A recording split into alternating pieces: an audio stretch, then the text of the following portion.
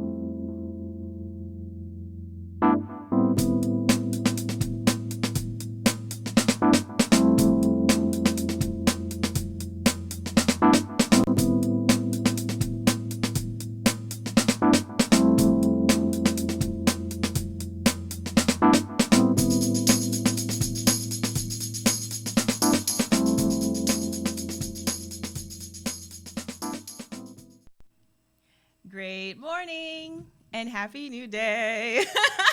Happy New Day, everybody. This is CLB Live, and we are here at Listen Vision Studios with Dr. Manny. Manny St. Victor. Welcome back. Hey, Happy New Now. Come on High now. five. Ring the bell. Happy New Now. Exactly. Ring the bell, honey.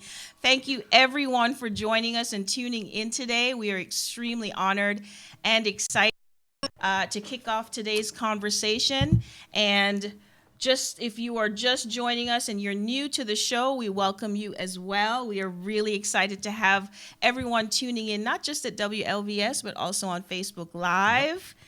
We have streaming on clblive.tv, and Dr. Manny is also streaming to his profile on Facebook. That's y'all. Yes. And Hi, Jarisa. Did I say that right this time?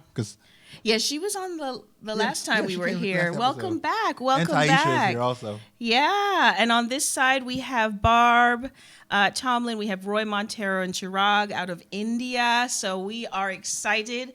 This is a global transmedia experience. We have over 150 countries that tune in. I love that. Every single week, and that is so exciting. We are connected globally. And universally, right? Yeah. So the show is something that is very near and dear to my heart, and I'm really excited to have Dr. Manny join for season 4. And the theme this season is creativity, consciousness, and connection. Yep. And coincidentally not, we are speaking about connection today. Yo, you hear how many C's were in that sentence? That's yes, pure honey. alliteration, yo. C is power. That's how I listen. I'm sorry. C is power. It's a lot of alliteration, right? Yeah. So today we're speaking about connection. It's hashtag good vibrations, the power of connection. And we are embarking upon an intellectual exploration of living life in a state of conscious connectedness. And to kick off today's show, we're going to encourage you to sit back with your cup of whatever. Today, I'm drinking hot tea. What are you drinking today, Dr. Manny? I've got water, and I got a banana strawberry smoothie.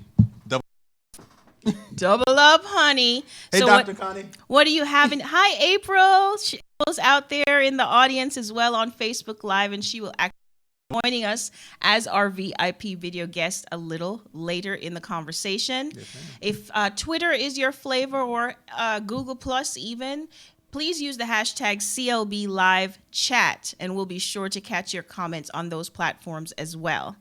Let's see. Let's kick off the conversation with congratulations to Dr. Manny. Woohoo! He has just released, well, this is the pre-release, right? This is the proof. This is the proof of his new book. Talk to us about it. So this is the Tackham family. How I get it zoomed in real super close, Mike. I'm feeling that camera. Yeah, that camera's smooth.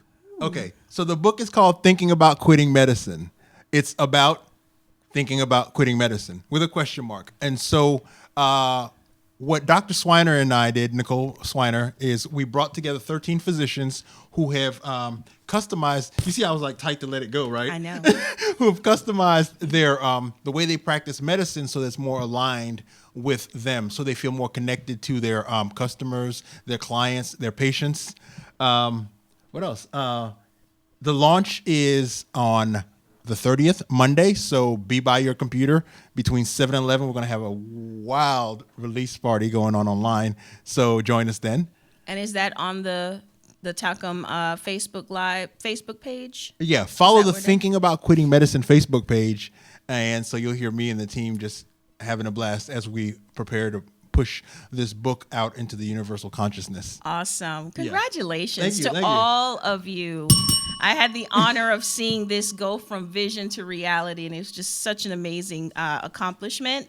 Can't wait to read it. And for those of you that if you just tune into clblive.tv, I shared your profile picture. Thank you. With the link to Thinking About Quitting Medicine so we can all celebrate with you guys. I want to do one last thing before I forget. I want to make sure that I tell you the doctors' names in here because I want to make sure everyone gets their shine for all the hard work they've done.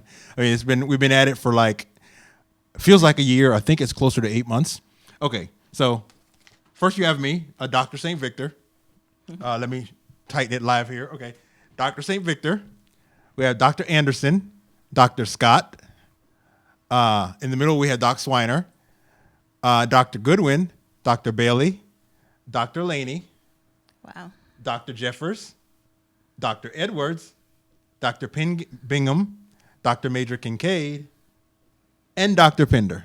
Nice. May I So- show on this side? And we call each other the Tackham fam. So That's the whole Tackham family. Fam is short for family for y'all sitting there like, Nice. Beautiful. let's rock. And this is a great way to start the conversation because this is about connectedness. That's what we're speaking about today. And you all really came together with this collaboration in such Yes, a ma'am. beautiful way. So I'm going to kick off the conversation with a notable quotable, as always. And this one really, it sings to my heart because sometimes we think of connection and we just think of it in terms of you with another person. But I'd like to deepen that understanding, our understanding of connection and our definition of it. And this young woman, Emma Restall Orr, she says, all things are connected. Every thought and action sends shivers of energy into the world around us, which affects all creation. It's true. Yeah. So I personally like to look at connectedness as a 3-prong deal, kind of like a circle Okay. or a triangle, however you want to shape your round shape. triangle. A round triangle There it works. is. A triangle with rounded edges. Yeah. So I like to look at connection in terms of our universal connection. I like to say our connection with God or the divine, and then that leads to connection with self. And then from that, it stems out to connection with others. Mm-hmm. So let's talk about universal connection. For me, just off the top, meditation is how I connect. I mean, no ifs, ands, or buts. If I am disconnected, it's because I'm not meditating. Breathing is how I connect, and if I'm not breathing, then someone should check on me because I'm definitely disconnected. Right. That's a good way to bring it up without getting too geeky with it. I've been in the geeky zone, but yeah. You've been in the geeky zone, I know. But I like that because it's a literal thing because we do actually hold our breath or have shortness of breath when we're disconnected. And I think of a quote by my dear friend who's watching us on Facebook Live. It says, if you feel that God is far from you, guess who moved? Roy, you can correct me I love that. if I didn't say it correctly, but don't you Say love it that? again. Say it again. If you feel that God is not nearby, I'm rephrasing his stuff, guess who moved? That means we moved. God ain't moved in a minute. God is ever present, right? He's everywhere, essence in creation. And so the only way that happens is when we stop breathing. I love that you brought breathing into this because I've noticed that with my stress levels. So staying connected for me means consistent meditation. Now, what tools are we using to stay connected? I use the breathing as a tool. Like one of the Yeah. first exercises that I teach the people that I work with, my coaching clients, is breath awareness. Because when someone startles you or scares you, there's a moment when you hold your breath and you tense up your body as you go into fight or flight move. And the next decision you make there is usually a productive, creative, responsive decision or a possible self-destructive, contracting, withdrawal, or self-sabotage fight response. So to me, I anchor it all around the breathing. That is my tool. That is your tool. Yeah, because it's always with me. I mean, I can't make the excuse True. of disconnect. When you disconnect, your breath changes. Okay, science geek. Yeah, Okay. absolutely. All right. So your heart rate and your breathing are connected, and then there's a factor that they use for resilience called high frequency heart rate variability, HRV for short, heart rate variability. And most of the work in resilience, connectedness, mindfulness is finding that by tuning in to your breathing, you're keeping your body in a state where your heart rate variability is just right. Yeah. You're just connected enough to respond to the environment in real time. You're in Yeah. flow, essentially. I totally on the same page. I'm thinking now of some third-party tools, if you will, because breathing is something we all can do, yet a lot of us feel we're unable to breathe, which is interesting to me. In other words, I can't meditate. I don't know how. And it really is as simple as breathing. But there's a lot of people who they just cannot seem to get that noise out of their head, which is not the point. To get it out of your head is just to observe all the noise. With that said, I just wanted to shout out, Roy said, if God feels far from you, guess who moved? Yeah. That's it. I love that. Thank you for sharing that, Roy. Yeah. Hey, Paul. Hey, Michelle. Now I'm stalling because I'm looking for my cell phone to pull up my tools. The one that's right in front of you? The one that's right here. There it is. On Facebook Live. So there are two guided meditation apps, if you will, that I use. One is called Calm, CALM, and they have a daily Calm exercise, and there are a whole bunch of different meditations. There's a free version and a fee version, of course, but I find that they have one part that's part of the free version for just simply for breathing. Yeah, I like Insight Timer. You introduced me to that, right? Yeah, and I'll tell you why. There's different types of guided visualization and guided meditation to help you kind of reconnect to your body, reconnect to the present. And two on Insight Timer. One is called the Lake Meditation. And it's like 30 minutes long. It's by this British dude. And the concept is that despite the turbulence on the lake and the surface during the storm, you maintain equanimity because really you are the lake. You are the whole entity. So the storm on the surface doesn't disrupt this whole body of water when you go deeper and deeper. So that's one that they use. A second one on Insight Timer is the fire walk. You know, I love that fire walk. That is such a brilliant meditation. Yeah, it takes you down to your core, and it's a faster paced meditation, so it gets your heart beating if you want to get active and moving. And they walk you through finding your core strengths, finding your symbolic guides, finding your spirits, just the things that make you strongest, and 30 minutes of really reflecting on that. So those are the two reasons that sold me on Insight Timer. Yeah, I like that. Love the community feel of Insight Timer too. Is it inside? What's up, Wayne? Is it inside? Hi, Wayne. Michelle said breath control is cool. Michelle does power positioning too. She does stances. It's awesome. Oh, I gotta check that out. Yeah, I mean that's only a small part of what she does. She just does super powerful stuff overall. Yeah. And Wayne is like a brilliant software engineer, like the level of artificial intelligence and stuff at the level of what I perceive to be human cognition. So it's pretty awesome. Deep. Did I get that right, Wayne? Deep. I'm sorry. I get caught up in the Facebook stream. I know, right? Bring me back in. We gotta reel him in, but it's okay. Yeah, my people show up. It's okay. I get to it. It's okay. I just wanted to throw it out to the audience for those who are joining us via Facebook Live. You are also a part of this conversation. So what practices do you have to stay connected with the divine or with universal intelligence, however you decide to phrase that? What processes do you all use? That what you just shared about power positions and identifying your core strengths, that leads me to the second piece, right, of connectedness with ourselves. This is extremely important because a few weeks ago, during the holidays, we were speaking about relationships, more so interpersonal relationships. And I believe that in order to have those quality relationships in our lives, that means we need to have quality connection with ourselves. Yes? Most definitely.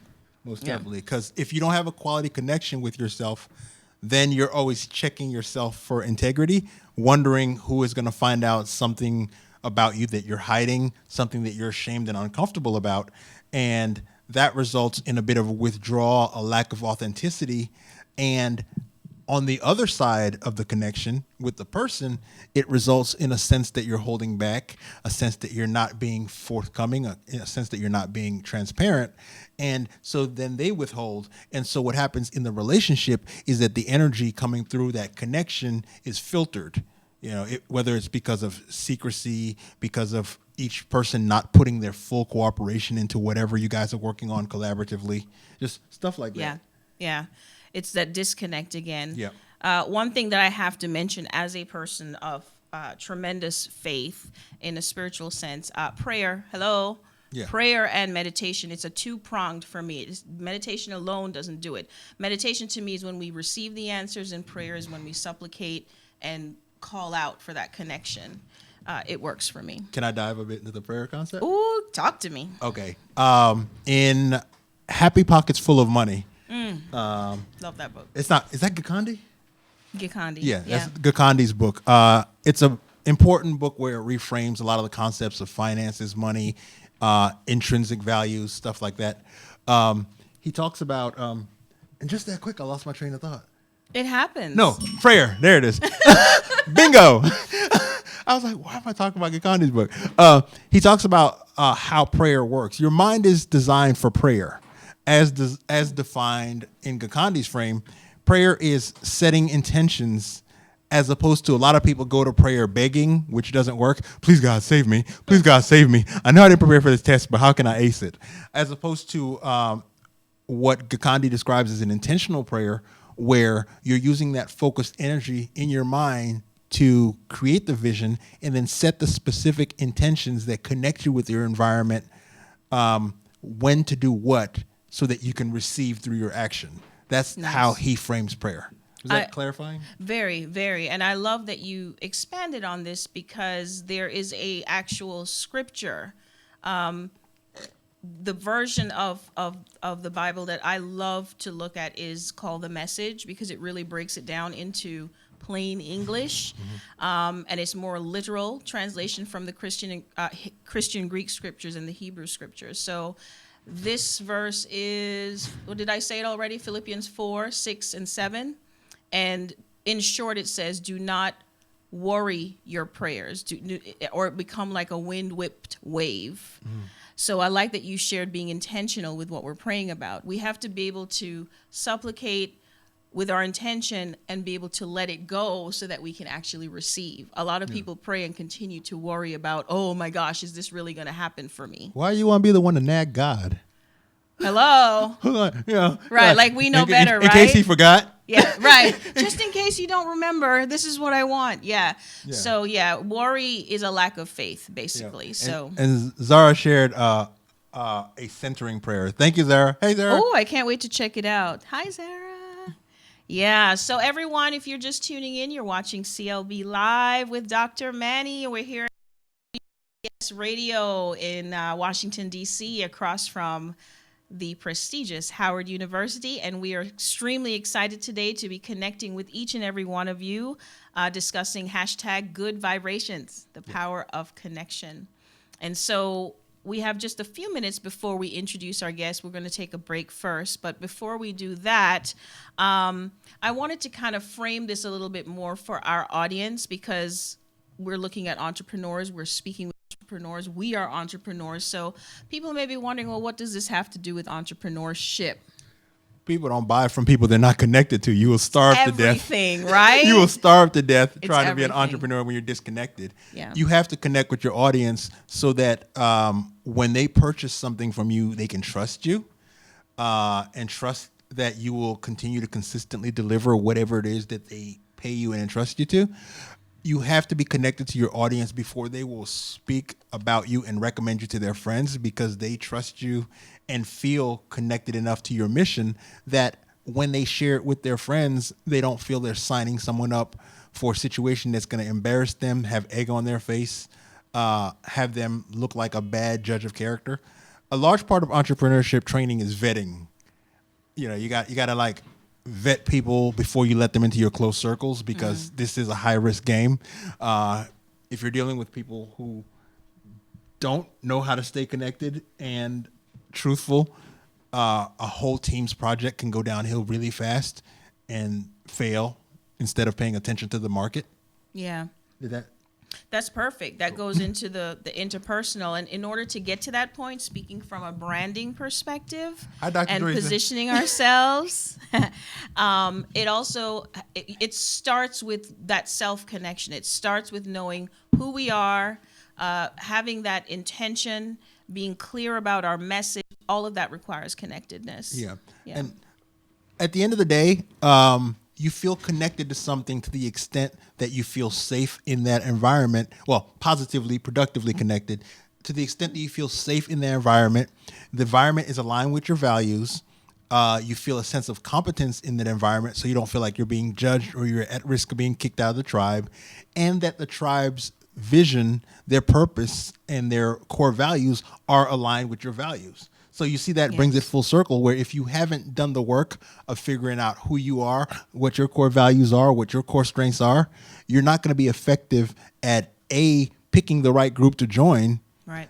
being in alignment and integrity with that group, feeling a sense of trust and safety because you're competent in that group, and feeling like you're making a sense of collective meaning as that group makes progress. Yeah. So all those are very important. Very. And what comes to mind, look at the time slipping away. What comes to mind, we have too much fun here. That's why it goes by so fast. What comes to mind on that tip is everything is energetic, just like it says here in the quote. When we emit our thoughts and our actions or deeds, it sends out this energetic force. I'm putting it into lay terms, doctors. And that attracts the right people. So it's not so much choosing the right people, even though we have to be intentional with our circle, but those people start to, in quotes, automatically appear in your life at the right time. And it's a natural selection as opposed to a forced selection. Yeah. And you'll find the more clear you are about your vision and the more you're about it, to use that Master P terminology, the more you're on your way and serious about it, the more people who have values that are not aligned with it start getting louder. People who are too afraid to take on the journey, people with low self-esteem, people with lack of clarity of vision, they all fall out because it's time to do work. Yes. When it's time to do bare knuckle work and you're measuring and you're looking for results and you're expecting accountability in your circles, a lot of people start to get in that zone where they want to fall into drama, and they got to be left behind, and then they be salty. But everybody got to carry some load, and you can't get the synergy until you're tightly connected enough so that you're doing your piece with a positive energy at the right time, in the right way, such that we're like synchronized swimming in the game. If you can't get to there, then you're like weight to the team. Amen to that. So what we're going to do, I love that you brought that out. So I had experiences this week. These topics are always on time. That's all I'm going to say. Always on time. Elevation requires separation sometimes. So I'm going to close out this section of the conversation with a Wayne Dyer quote, Dr. Wayne Dyer. Yep. With our divine connection, we are always in touch with the solutions we are seeking. Period. Point blank. End of story. Don't you love that? I like that. And I love this selfie quote that Roy shared here on Facebook Live. When it's not a confident prayer, it's not a prayer at all. High five, honey. Yeah, and that ties back into our whole talk about gratitude. The gratitude is effective when you have the vision, and then because you trust the system, because you trust the universe, you have a thankfulness that by virtue of having the desire, you know you'll accomplish it. By having the clarity and being able to visualize it, you can be like, thank you in the present, and then you perform as someone who is already satisfied, patient, receptive, and ready to do the work. Yeah, amen. Okay, I'm going to be honest. Yeah. I got dazzled by the lights from the LED. Yeah. And I started gazing.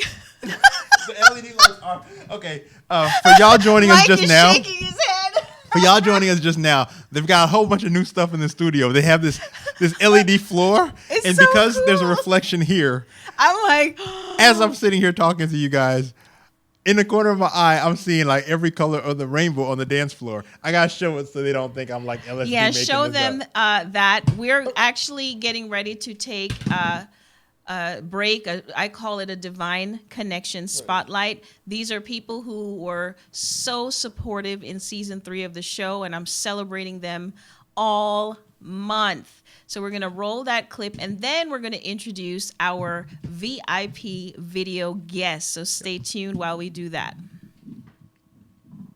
Did you show him? Mm-hmm. Oh, Mike's queuing it up. I caught him off No guard. problem.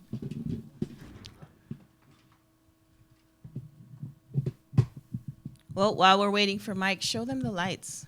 Okay, I'll walk y'all over to these lights. Dr. Manny's showing the LED lights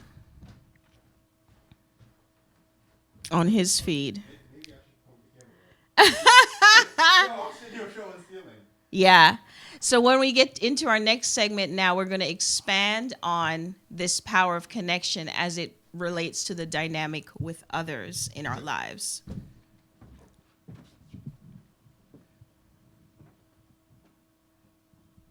You know what's ringing in my head right now? What's that? Candy Girl. For real? Yeah. So who on here has been watching that new edition biopic? I loved it. I loved it. I enjoyed it. I thought it was amazing. Yeah. I thought it was amazing. Yeah. Okay, so We're ready. I don't think we're ready yet. Okay, no problem. You want to introduce April then?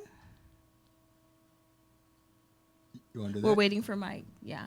We're waiting for Mike. Okay. I can't Mike, do that. about how long should we introduce April now? Okay, no problem. Okay, so I'm going to share what Roy shared here to kind of set the tone for our transition in our conversation. Thank you for sharing this, Roy.